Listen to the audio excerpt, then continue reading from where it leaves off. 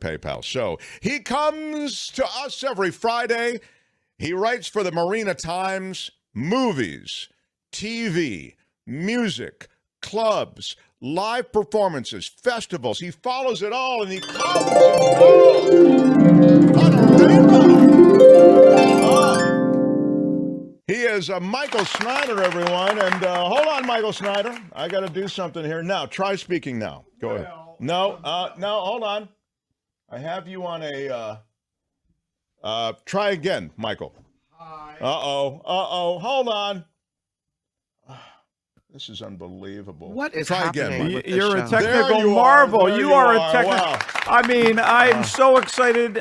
It's Friday. I mean, I come to the show with a head of steam, and I get the everything is. Tony showed me how to bring you in, and then I forgot. Oh my God! Anyway, I spend a little time every Friday morning on the lines.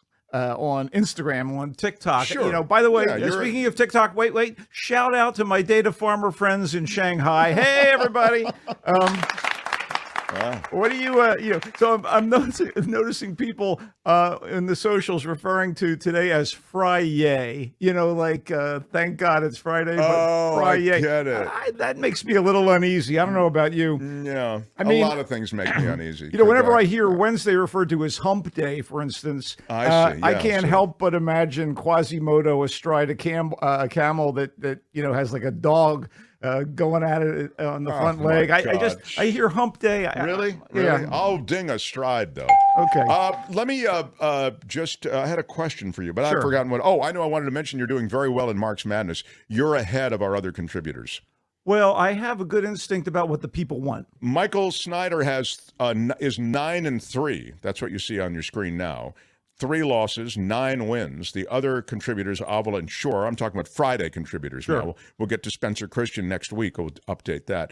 Jim Avila has only 8 wins, as does Michael Shore. You're ahead by 1 win. I probably hampered my success by getting behind the Jim Avila drop, which I wanted to support my Friday buddy. Yeah. And that didn't make it through to the next round. Ma'am, I'm on the phone. Yeah, I wanted to give that a little love, and of course, Right. all I did was shoot Right. myself in the foot there. Yeah. Speaking of Jim and Michael, it's equally disgraceful and poetic and sad that the constituents of politicians deriding wokeness are the people most likely to be zonked out on opioids. Have you thought about that? Oh, yeah. Deriding, I'll hit in the ding. You better get to it, my friend. We don't have much time. Well, you have. Did you see the John Wick movie? Why don't you just relax and we'll get to the biggest film of the week right here and right now. That is, of course, John Wick. And John Wick, some people think John Wick is whack. I do not.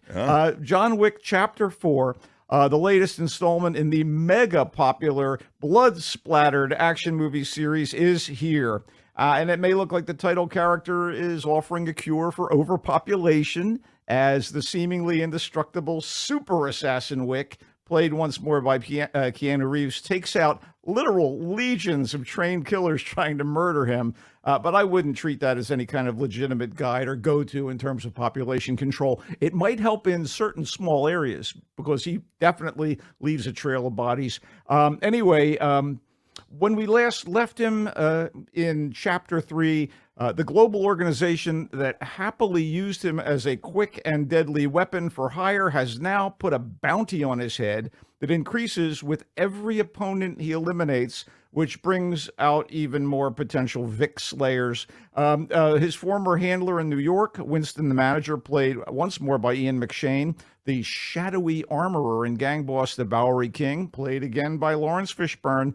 And Sharon, the concierge, played by the late Lance Reddick, can only do so much to help Wick, as 2 of his most ruthless and relentless adversaries are determined to get rid of him once and for all.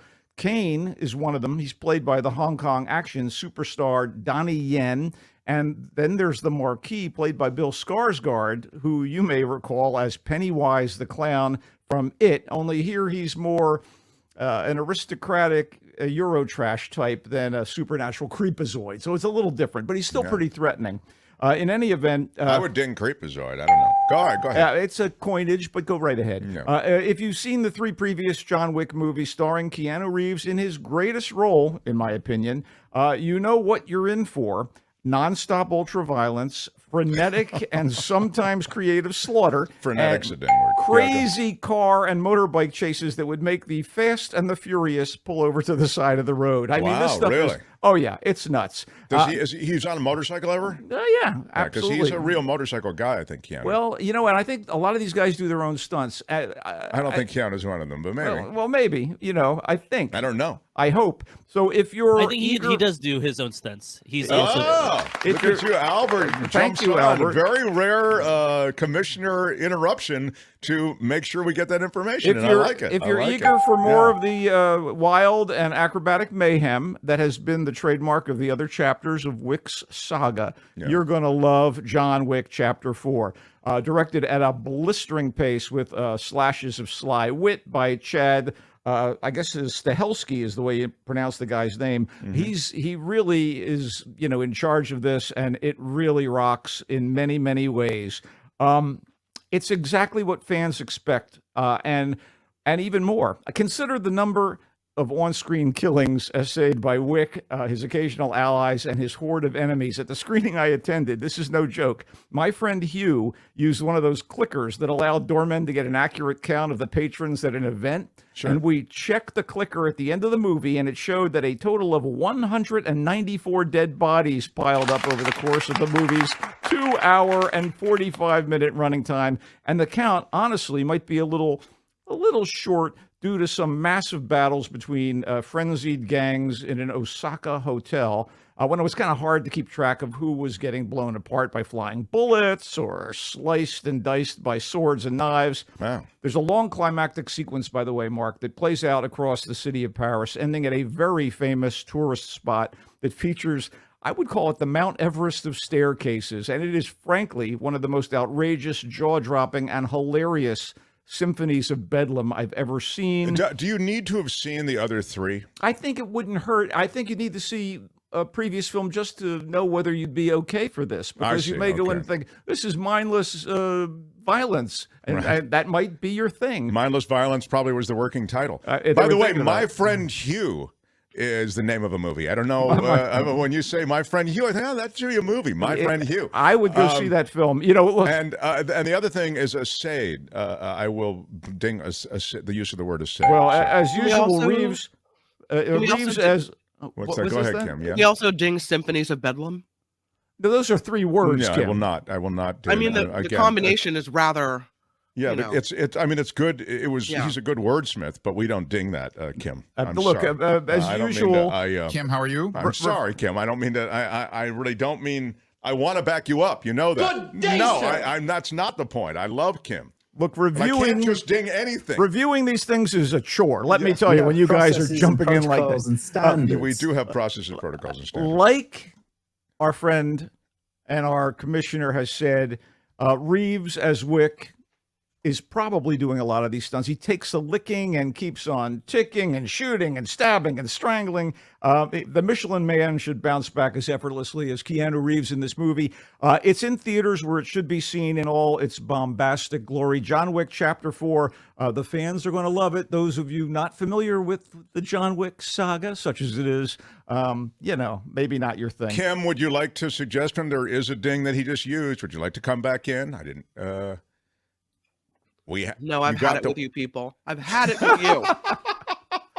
Kim, You good day, sir. Nothing. No, I mean, Symphonies of Bedlam. Come on, that's poetry. bombastic is the Poetry. word I thought you might come. Bombastic. Where is the Frye love, Kim? Look, no one is tougher on themselves on this show than I am. I'm tougher on myself than anyone. Well, And I can't just go dinging symphonies or whatever the guy said. Let's move on. Yeah, Let's move on. bombastic, I'll This is a ding. man with anger. This is a man that has resentment towards you. Oh Yo, my God! dude. What an odd way to wrap up. Are you wrapping up? I'm hardly wrapping up because you keep thwarting every attempt. A good person. You've only just begun. I A think it's Good only- Person is a drama about guilt, redemption, and the perils of pill addiction that was written and directed by, get this, Zach Braff, the comedic actor who did the same writing and directing for the wispy rom-com Garden State that teamed him on screen with Natalie Portman. So Braff, he stays behind the camera for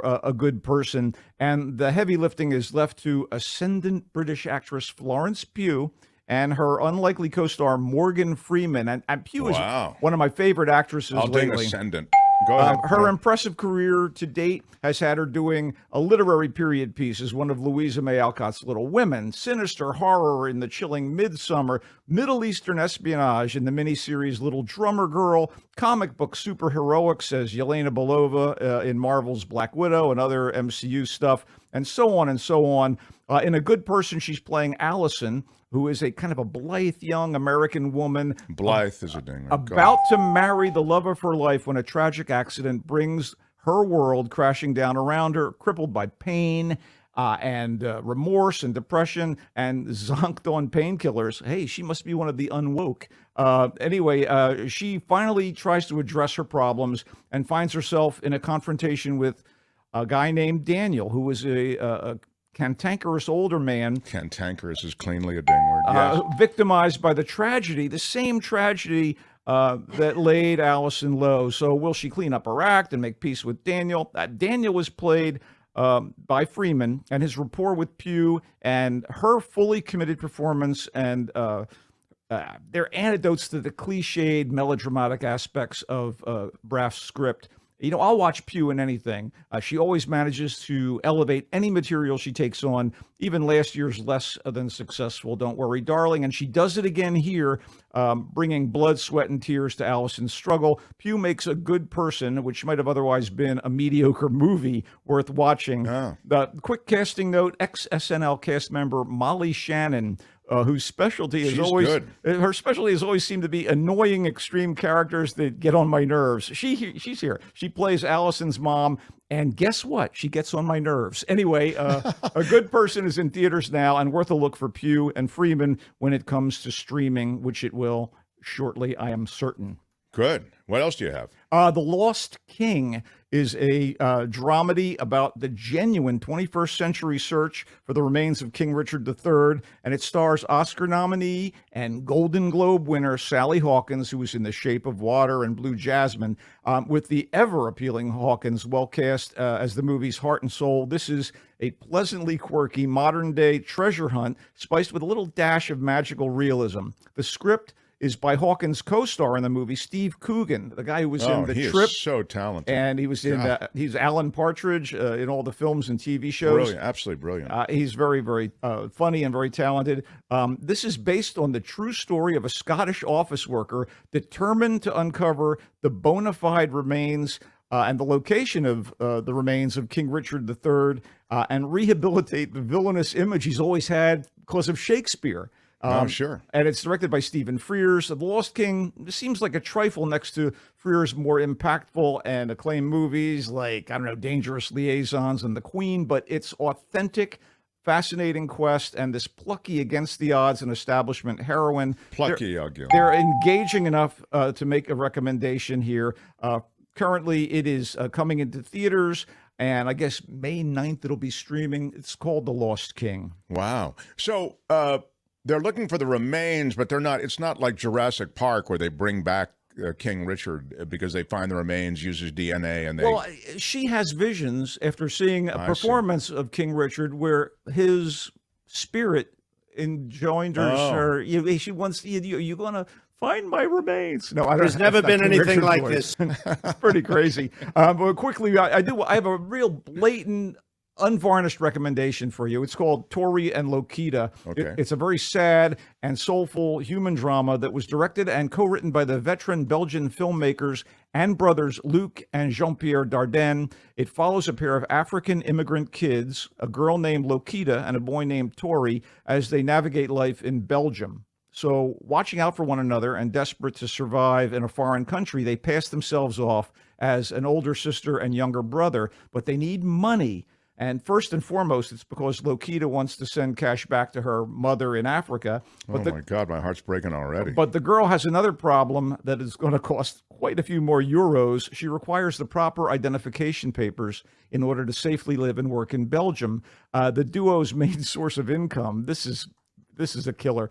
It comes from dealing drugs for a nasty local restaurant owner. Oh, my God. And unfortunately, the price of the ID papers is so high that LOKITA has to make a dangerous choice. Oh, no. What TORI and LOKITA says about the perils facing the oppressed and the dislocated, especially immigrant kids, on their own is shamefully relevant and should be heard. The story here is told in a very simple, straightforward fashion, and the result is the most heartbreaking movie by the Dardennes that I've seen, and I've seen a number of them that were also gritty and potent looks at the less fortunate in modern society. I wholeheartedly recommend it, even if it does get 2 tiers on the Snyder cryometer. Wow. By the way, TORI and LOKITA won the 75th anniversary prize at the 2022 Cannes Film Festival, and I guess it was well-deserved. It's in theaters, select theaters this weekend, New York, L.A., maybe San Francisco. Tell me that she makes it back to her mom, please. No I just spoilers. can't take it.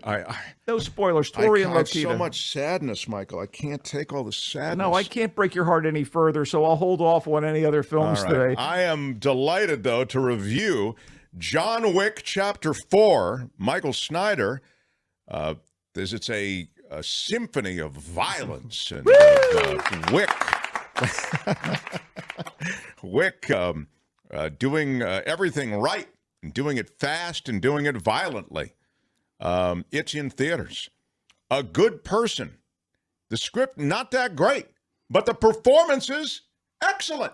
Absolutely. And he feels as though the performances made up for the tepid nature of the script. Tepid is a ding word. A few cliches at play there. Yeah. That's one of the problems you felt with the script, that too many, maybe, kind of hack sort of dramatic. Clean up your act, man. Yeah. It's one of those things. That's in theaters. The Lost King, the true story, dramedy, trying to find the remains of Richard III, the king. Sally Hawkins, brilliant. As ever. Steve Coogan, also brilliant as the writer and performer, I guess. Yeah, he wrote this thing, and he plays her estranged husband who just has had enough of her digging up parking lots looking for the bones. Estranged, I'll ding. TORI and LOKITA, the sad, soulful story, directed by Luc and Jean-Pierre Dardin. Navigating life in Belgium, these kids who need money. They want to send the sister back to Africa to the mother. It captured my heart just hearing the summary. Oh, man. LOKITA has to make a dangerous choice. I don't know why. But he loved it. He absolutely loved it. I did, and so did the judges at Cannes. One quick note, Agent Elvis has started on Netflix. It's an animated thing featuring Elvis Presley in the early 70s, recruited against his will to a secret organization, an espionage ensemble. And, dude, it was co-created by Priscilla Presley. And it features her as Priscilla and as, this is the best, as Elvis, Matthew McConaughey. And one more thing, our friend Tom Kenny is the voice of Elvis's pet chimpanzee Scatter. And I'm telling you, it is hilarious and strange and features real Elvis Presley music because Priscilla probably controls the estate. And if you get a chance and you can get with it, Agent Elvis on Netflix. Netflix, okay, good. You can read him in the Marina Times, see him kicking around the city, comes and goes on a rainbow. Bye, Michael. Bye, y'all. Hi, it's Mark, and I thought that was great. Hit the notification bell. You'll know whenever there's a new video being dropped, and please subscribe to our channel to help us save the universe.